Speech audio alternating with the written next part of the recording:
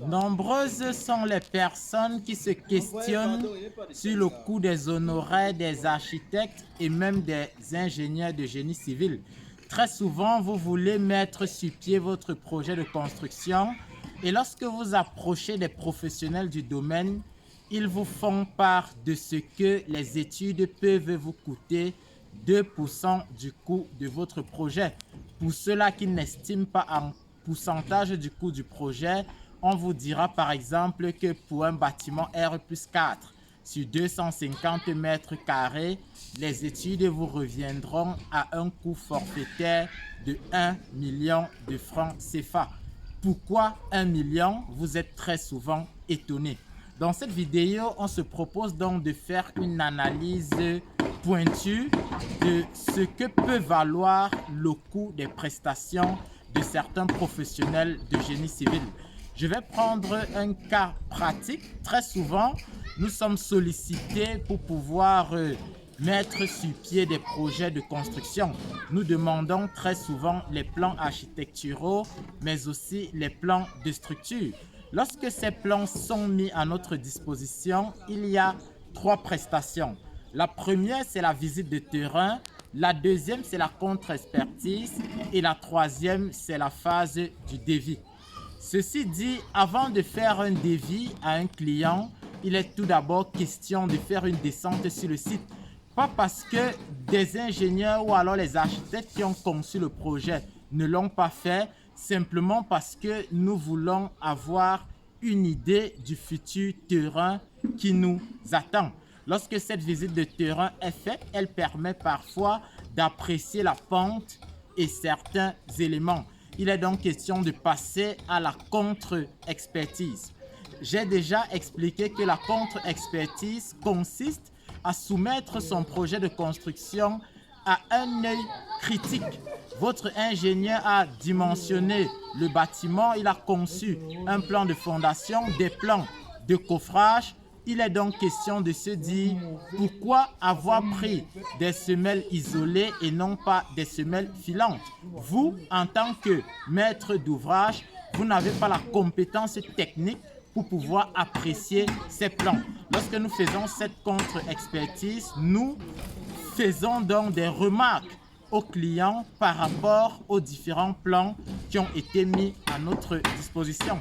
Récemment encore, il y a moins d'une semaine, nous étions sollicités pour pouvoir faire une contre-expertise et lorsque les plans ont été mis à notre disposition, nous avons été surpris à certains niveaux. Du moins, on se questionnait sur la faisabilité d'un certain nombre d'éléments. Vous faites un bâtiment R+4, on prévoit le recul sur l'une des façades à 1 mètre. Pour un R+4 déjà, j'estime que c'est peu. Et même lorsqu'on décide de mettre à 1 mètre, si la file de semelles qui passe par là dépasse 2 mètres, cela devient problématique.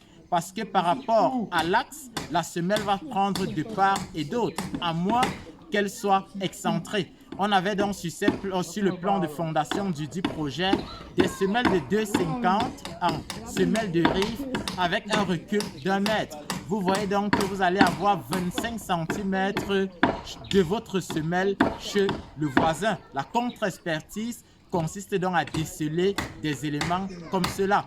De manière plus générale, vous allez voir des projets où, sur le plan de coffrage, on a dimensionné 2 fils de poutre.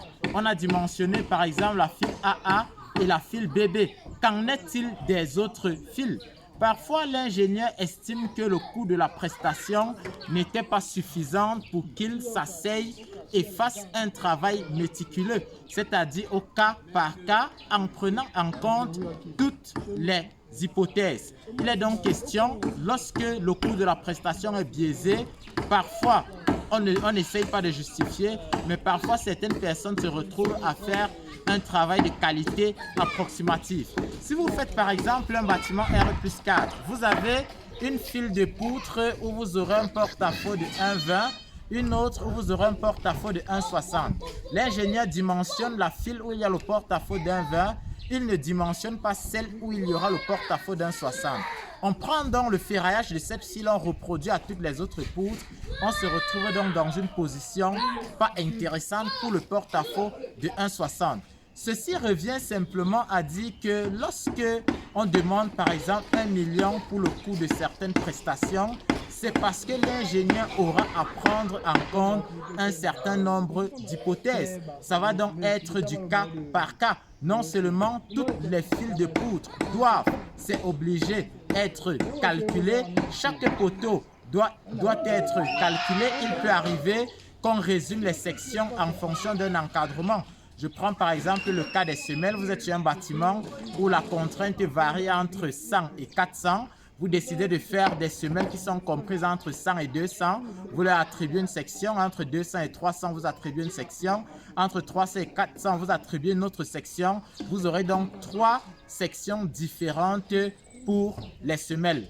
Là, ça ne dérange pas. Mais s'il arrive qu'on prenne la section de la semelle la plus chargée et on la confie à toutes les autres parce qu'on n'a pas voulu dimensionner de manière optimale, vous vous retrouvez avec de nombreuses dépenses. Il n'est donc plus question pour vous de pleurer sur le coût des honoraires des prestations. Parce qu'il faut bien qu'on vous le dise, si vous donnez 100 000, je ne justifie pas, je ne protège pas certaines personnes. D'aucuns vous feront le travail de 100 000 et cela peut être préjudiciable pour votre projet de construction. Il est donc important de respecter le travail que les uns et les autres ou alors que les professionnels de génie civil font afin de pouvoir avoir des rendus ou alors des études de qualité. Si vous êtes passionné de génie civil et qu'au quotidien vous souhaitez vivre de belles aventures, je vous invite tout simplement à vous abonner à nos différentes plateformes digitales, la page Facebook, la chaîne YouTube, parce que comme vous le savez, nous prenons beaucoup de plaisir à partager avec vous les détails autour de la réalisation des projets de construction dans notre environnement africain en général, mais surtout dans notre contexte camerounais. Merci et à très bientôt pour une autre capsule Génie Civil.